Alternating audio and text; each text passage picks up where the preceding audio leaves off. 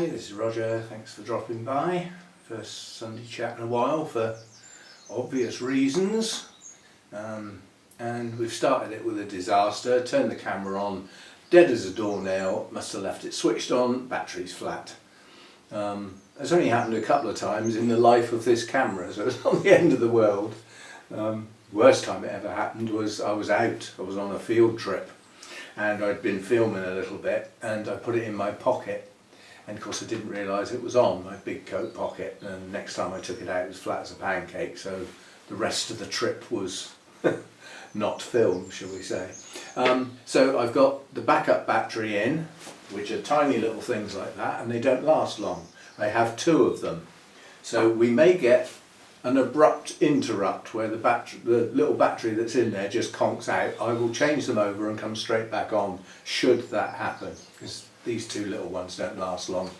They're not only much smaller than my normal one, they're also older, so they don't hold their charge as well.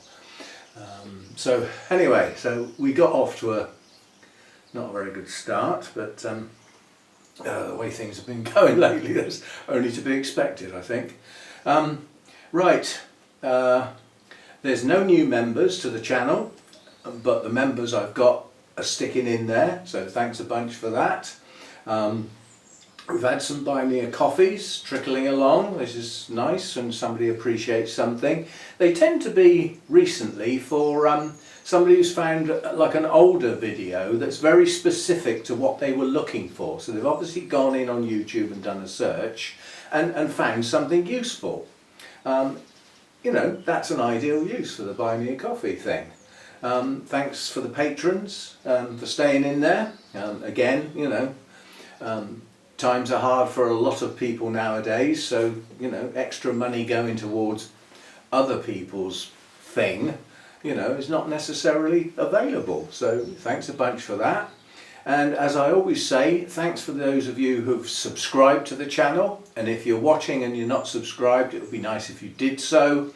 And the very bare minimum you can do to help the channel is to just do the thumbs up when you get to start to watch a video. I mean, I do that automatically if I watch somebody else. It doesn't matter whether it's orchids, bonsai, music, aircraft, whatever. The first thing I do when I watch somebody else's video, you got me interested enough to open this video up and start watching it, so thumbs up. Thanks a bunch. YouTube, free entertainment. There's not a lot of that about nowadays anyway. News, I got an email from my eldest son saying, I'm doing a race, Dad. It's a bit grueling. There's a link here that will allow you to watch the race. I'm only doing half of it, so when you get onto the website you have to click on the half thing, and I'm number 35. And you know, like when you're watching your delivery vehicle going through the map, it was interactive like that, about 10-second snapshots. So obviously everybody in the race must have had some sort of gadget on them to be able to be followed like that. Yeah? That might have been their phone, I don't know. But anyway, so I went, I thought, oh, I'll go and have a look, see what he's up to. 68 kilometres, that's around 42 miles, and that was half of it. And then I realised it was one of these brutal events. They're called brutal events. So not only was it a race 42 miles, 68 kilometres, it was along the Jurassic coast. You can look that up if you like. Along the Dorset coastline. It goes like that. Literally. Jurassic coast, yeah? Days of the dinosaur. You know. Anyway, he came in, because it's a mixed race, they separate, so there's a first, second and third for the male, a first, second and third for the female. He came second in the male group and third overall if you look at it as a mixed group. In just under 9 hours. Now I don't know whether that's good or not, but I wouldn't walk 42 miles in a day on flat ground, let alone along the Jurassic coast. So big thumbs up, well done. I'm not sure about well done for the sort of mindset that says, oh, this looks fun, I'll go and do that. But anyway, did it and finished. At one point I thought he'd packed it in because his little marker on the map stopped. I thought, oh God, don't say he's injured or something like that. And then it suddenly jumped forward again, so it must have been just a hiccup. But it was quite interesting. He was 6th or 7th for an awful lot of the race, and then gradually caught up and caught up. And the end of the race was Portland Bill. That's a very distinct feature along the south coast. You can find that if you're looking on the south coast of the UK. It's a spit, a piece of land that sticks out, that's pointed, and it's got a very, very narrow connection to the mainland. And the finish of the race was 3 times round that. I can remember walking from the start to the end of that and feeling absolutely cream crackered. Anyway, so that's what he was up to. It was interesting to sort of drop back and see where he was. And what I did was the map that was interactive was all very well, but it was just an ordinary map. So I went onto Google Maps and switched to the satellite view so that I could actually see the terrain that it was actually going along, had the 2 maps alongside each other. We can do that sort of thing. Anyway, so that was that. There isn't really any other news. I'm moving along slowly but surely with my talk. I'm not that happy doing it, but it has to be done. You know, when you make a commitment, you've got to do it. So I'll get this out of the way today, and then I've decided with my bonsai repotting that I can't do it all. Mainly because some of the larger stuff does need to be done outside and I need reasonable weather. And some of it I've left it too late, and it would, you know, it would possibly harm the new growth that's pushed out if it suddenly had major root disturbance at the same time. So some things are going to have to wait another year. Tough. Sort of look along the lines, well, they've waited this long.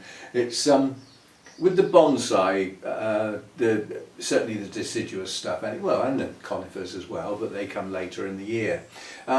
There's quite a narrow window from when the buds start to swell and actually open and produce leaves. And once you can see the leaves, it's normally accepted. It's too late. You've missed your chance. You know, once they get to that, and that is quite a narrow window. That can be a week, 2 weeks. It's unlike, you know, with the orchids, you get repot when you can see some new root growth. Well, that new root growth will still be there till 3 weeks later, or even a month later, won't it? You know, it's not so much of a panic. So some of the bonsai I'll have missed my chance, but so be it.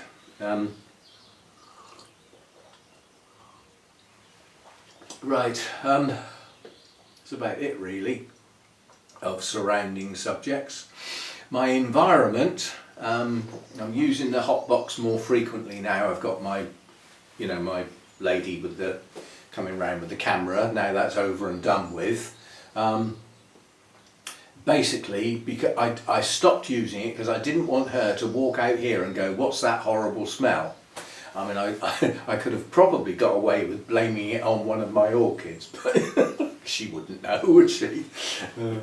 Anyway, so I've started using that on a more regular frequency now, and I've had several people say, is it working? Well, it's difficult to tell definitely it's working, but when I go round watering stuff, the number of plants I have to stop and deal with scale has gone down to next to nothing. So I would say yes, it is working. The place where I still see scale is the cattleyas, and they're on the base of the pseudobulbs and the rhizomes. Well, they need cleaning off to tell definitely that there are no new ones, if you see what I mean. So I need to get like the alcohol and the cotton wool buds and give them a good clean up so that I can't see any. And then I can keep my eye on them, because if I've got rid of everything I can see, then each time I water I can sort of think, oh, there's some, well they must be new then, mustn't they? So I might have a go at doing some of that. But yeah, I mean, the number of times I'm having to sort of, you know, rub stuff off of the underside of a leaf or anything like that has gone down to next to nothing. And the beauty of that is my black hair types seem to be clean, and I've found it impossible to deal with those. They object to systemics, dump their leaves, you know, so they're not easy to work with. Anyway, so that's the hotbox thing. It seems to be going okay. And obviously the more frequently it gets used, the less length of time it's needed. It's a little and often seems to be the way that's supposed to work. Now just today I've noticed there was something up in the corner, and I thought, what on earth is that? And it's basically something has been stuck on there and been pulled off, so it's the sticky bit like that. But while I was looking, I've noticed that we've got some mould starting to grow again round the top edge. So if you look along, is the camera high enough? You might be able to see it, but along that top edge there's just a little bit. And if you look round you can't, but if you could look round the bottom, just the bottom of the window frame has also got a little bit.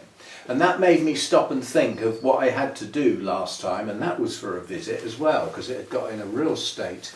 The whole place had to be done. You know, the roof panels, all of the plastic, all of the glass, it all got done with the Fisan 20, and I haven't had to do it since. So it works, and it obviously leaves a residual there that lasts a long time, but nonetheless it needs a wipe over. Now this time round, okay, I've got to move the shelves out of the way, but they're all on little sliders. They're all on these things.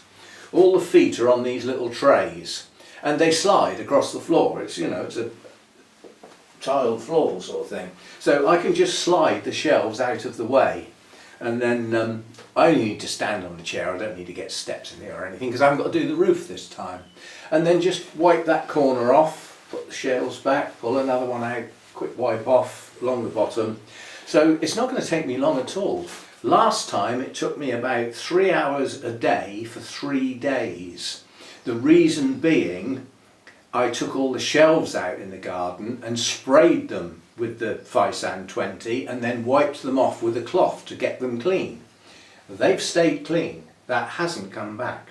The shelves are still clean, with no sign of mould. A little bit of dust. I need a maid. I need a someone who does to come round with a fluffy duster. It's not me. The outfit wouldn't suit me for a start.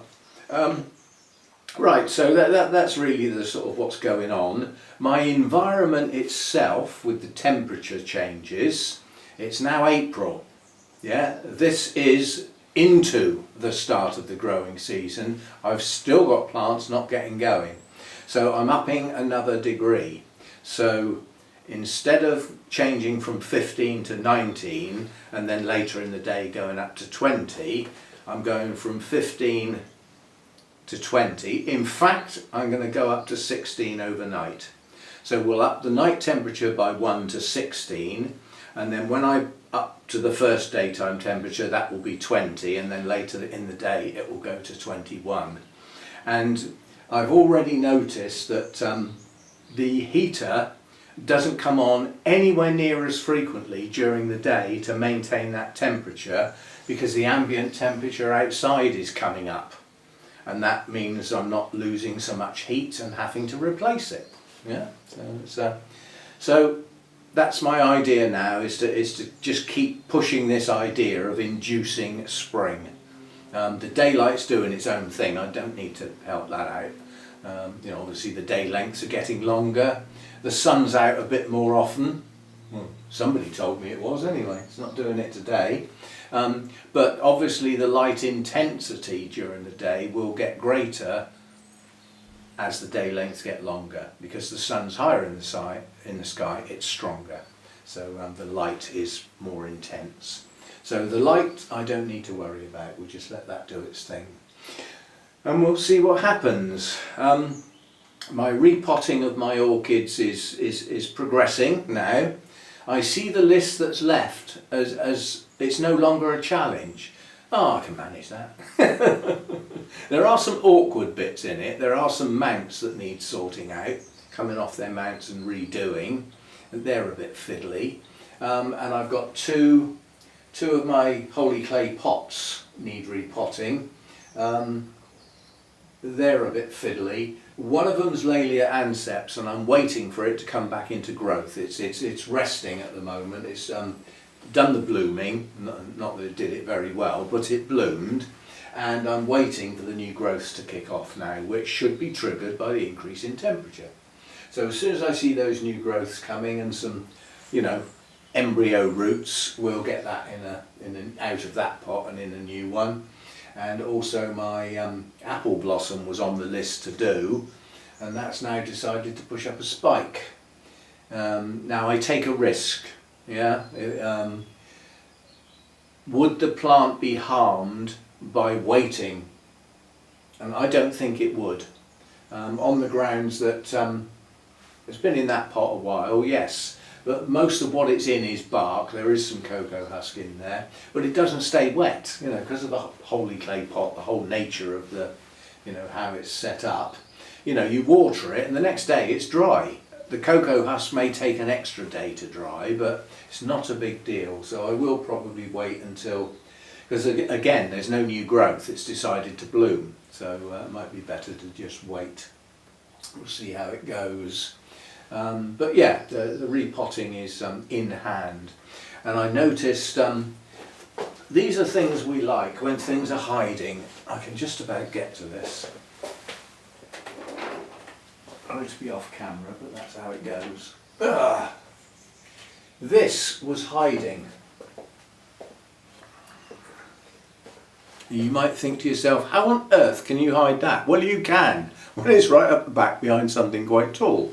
So that's my Dendrobium Victoria Regina is coming into bud, and that's a nice cluster. That's 3 or 4 blooms to come out. That'll be nice. And I must admit, I thought I saw more than one. Oh yeah, there's another one here starting. So we're gonna get some Victoria Regina blooms soon, which are good because, you know, they are a stunning colour. And what would be nice would be a nice new growth from the base. That would be really nice, because the cane that grew last year, oh actually I've just spotted another one. Where was the last one I showed you? Oh, that was up here. So we got this obvious one, we've got this one here, and we've also got one here. So we'll have a succession of blooms. Ah, good. But yeah, the last cane that grew was this one, the one with the leaves, and it started here. So it is in effect a kiki. That could come off and make a new plant. I'm not going to, because, you know, it's staying in there. But this, I can't remember whether I've actually repotted this. I mean, it's got a good... No, there's no way I repotted that because it's got polystyrene in the bottom. See, now that's due a repot as well. But again, I'd prefer to wait till some growth activity before I get round to doing that. But as it came from Burnham's, the quality of the bark it's in will be fine. So it's not like the bark's going off or anything. It could do with refreshing there. So that was a nice surprise when I was watering last time. I like surprises like that. Let's put it on the macro it was. Yeah, there's no other surprises. The one thing I have noticed, this was a repot not that long ago. In fact, this is a project plant, so I won't spend too long looking at it. But this was split up into pieces. The older parts of the plant were taken off, and the plant was effectively arranged in such a way that there's room for the new growths, which are coming on. I mean, this one here has got 2 new growths coming down at the base. You won't be able to see them because they're behind the rim. But notice one thing, those of you who were very observant when this was repotted, my discussion about how shriveled the bulbs were, and when they get this bad they rarely plump up. The battery's just going to go, so I'll change it. At least it gave me a warning shot. I'll be back. Right, where was I? There we are. Yes, I was saying when I repotted this that when the bulbs of this type of plant get that shriveled, they're unlikely to plump up. Well, guess what? They've plumped up. A lot of the creases are starting to disappear. So they have regained a little bit of substance. They are naturally flat rather than, you know, the rounded type pseudo bulbs. That is their natural sort of look. But they have plumped up a bit. So yeah, that's good. There's another one of those to do actually, but that one was done as it was filmed as a project plant. So that was that one. The repots, you will have noticed the use of the sphagnum moss has come back. There's a good reason for that.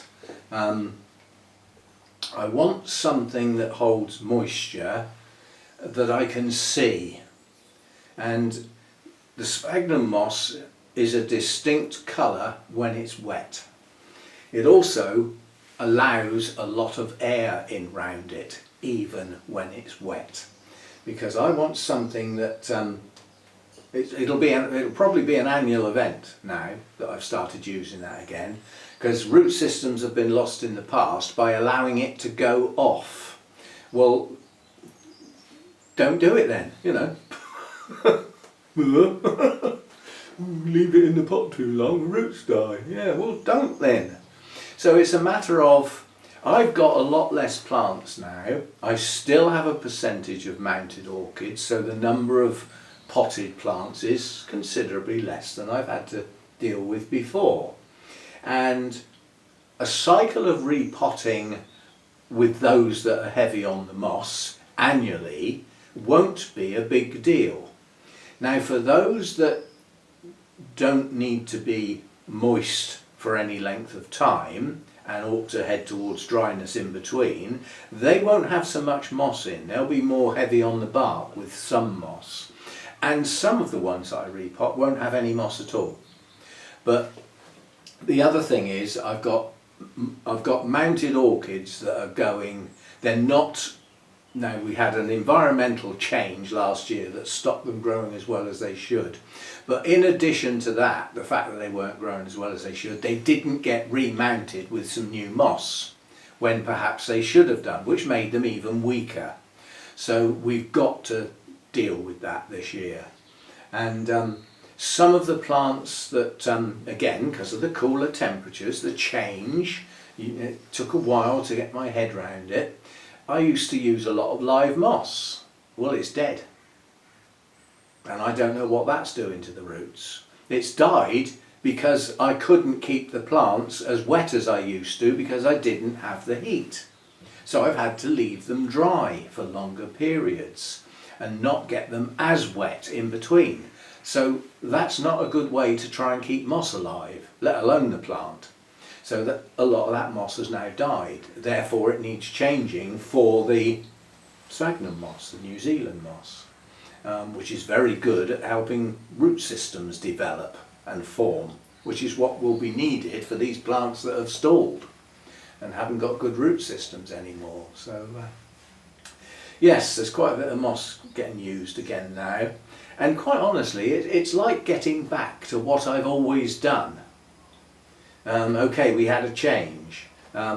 We had a change with feed. You know, sometimes you listen to other people, you look at the logic, you think it through, and you actually think, I think I'll give that a go. But I've gone full circle. I'm going back to the way I used to be. But having tried other things on the way, I'm happy that I tried them. Not everything you try works. I mean, a classic example is, I don't like to pick on Danny, but if you go back through Danny's history of growing orchids and see how many times she's changed media, pots, lighting, ventilation, and the number of times she's redone things through, you know, trying different things. She's had serious problems in the past with bugs. you know, real serious problems. And I think a lot of that was her reluctance to use the stronger chemicals, which I understand. There's a lot of people in that boat. But I sort of look along the lines, if you're losing plants hand over fist as a consequence of bugs, then, well, those are your choices. Lose the plants. I mean, a lot of these homemade remedies, you know, you try them, you've got to give them time, and by then your plant's damaged even more, you know, so... But then the strong chemicals don't flipping work either anymore. So you could sort of say, well, what's the point in using them then? If they're not working properly, you just as well not use them. In which case people stop buying them and they'll get taken off the market as well. Not for like governmental reasons, nope, we're not letting the public have that, it's too strong. They'll be silly with it. Not for those reasons, but for commercial reasons. Well, we're not selling enough. It's enough hassle trying to get the licenses to produce them anyway. We'll just stop doing it. So we'll get even less. Oh, good stuff. Anyway, I'm very, you know, I don't like the idea of chemicals the other side of that glass.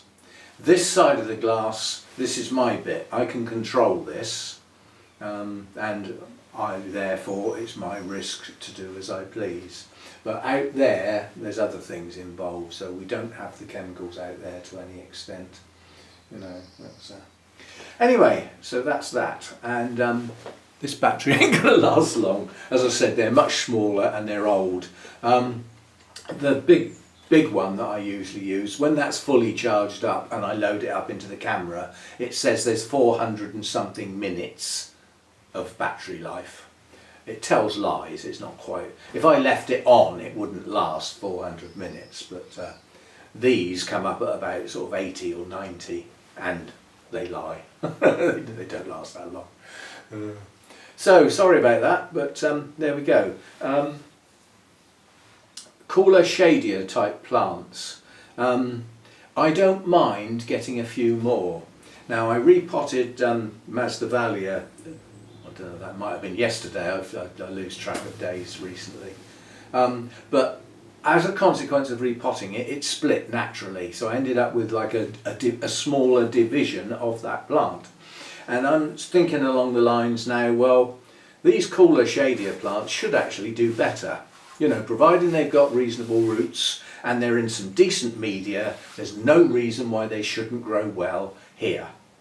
Well, let's get some more then. You know, I've always said, you know, instead of trying to adapt your environment to suit your plants, you know, get the plants that suit the environment. Well, I've got to do a bit of both, or I will lose plants that mean a lot to me, you know. I mean, I've had a very large collection of dendrobiums, and I now haven't got a very large collection of dendrobiums because I've lost so many. A good few of those that went this winter in the cold, as a consequence of, as I've said, consequence of moving house, having a cold winter, not getting a good growing season, going into winter weak, you know, and cold. So they didn't have the best of times. So, but then if you look at dendrobiums, as I am, because I'm doing a talk on it, you start to realise there are some real cool growers. There's even cool to cold growers. If you look at Dendrobium cuthbertsonii and have a look at where it grows, that grows at elevations of over 3,000 feet. That's cold. That's hat and coat job. So, you know, they're not all steamy jungle types. I mean, there's an awful lot of the dendrobiums come from deciduous forests, for a start. Well, that, you know, that is a type of forest, yeah. But it's got quite a different feel about it to an evergreen forest, and it'll have a totally different temperature range. So again, I can still have dendrobiums, but go for those down the lower end of intermediate, those from the deciduous forests. Like I've always said, if the trees dump their leaves in the autumn, there's a good reason for it. And it'll be a combination of two things normally. Days too short for photosynthesis to be able to feed a tree that size, so dump the leaves. cooler temperatures and shorter days. Oh, simples. So there we go. I need some specific subjects, because these Sunday chats have got a bit me having a waffle, yeah, which is fine. There's a lot of people like that, but it's still nice to have within it an actual subject relating to something specific to orchids. But I need some ideas, I'm afraid. I'm just thin on ideas at the moment. So suggestions on a postcard, or preferably in the comments section. You know, have my address. So yeah, you know, I mean, just something that I can talk about for 20 minutes, half an hour perhaps.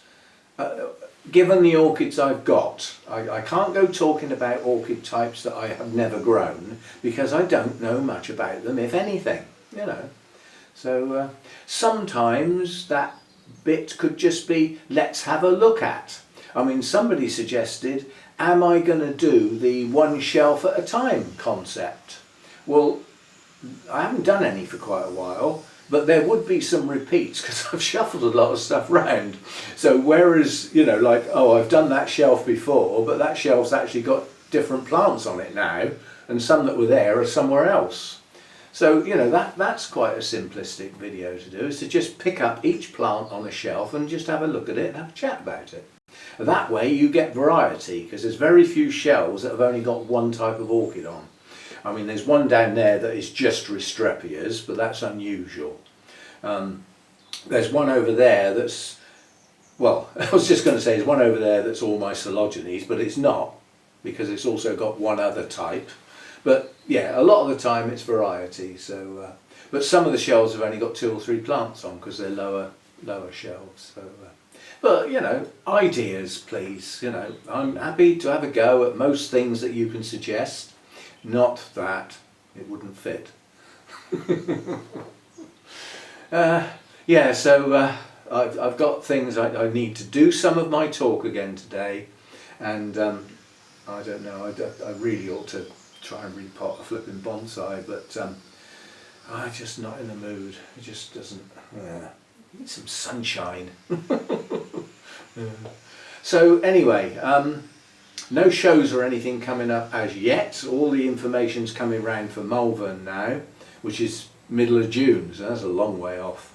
And there goes the battery. So thanks for dropping by. Sorry that's been cut short, but that's life, that's the way it is. That's both spare batteries used up now, so I have no battery power. See you next time. Thanks for dropping by.